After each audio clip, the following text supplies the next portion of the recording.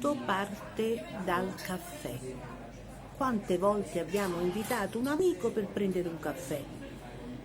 E poi da cosa nasce cosa. Però io, a dir la verità, mi piace invitare gli amici perché mi piace scoprire che uomini sono. E allora ci sediamo comodamente e ordiniamo un bel caffè. Lui giustamente dirà se lo vuole lungo, se lo vuole corto, se lo vuole espresso, se lo vuole macchiato, se lo vuole corretto. E allora, amiche mie a casa, attenzione, questo maschio davanti a voi chiede un caffè lungo? Scappate, perché vuole parlare, si vuole mettere in mezzo, vuole sapere. Espresso, troppo sintetico, troppo razionale, troppo so tutto io. Macchiato, non parliamo proprio, macchiato pensa ancora a mamma e a zuppe e latte che ci porta vendolietta, quindi non è possibile.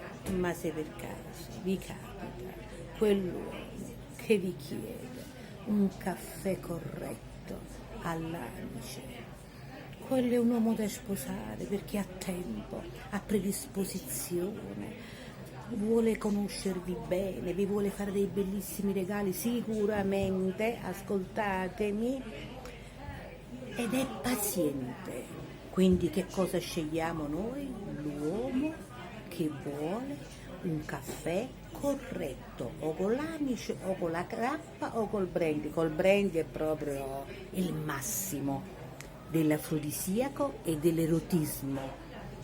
Ah, che bello caffè! Sulla Napoli anni fa e così via. Tra poco vi aspetto sul detto fatto, per raccontarvi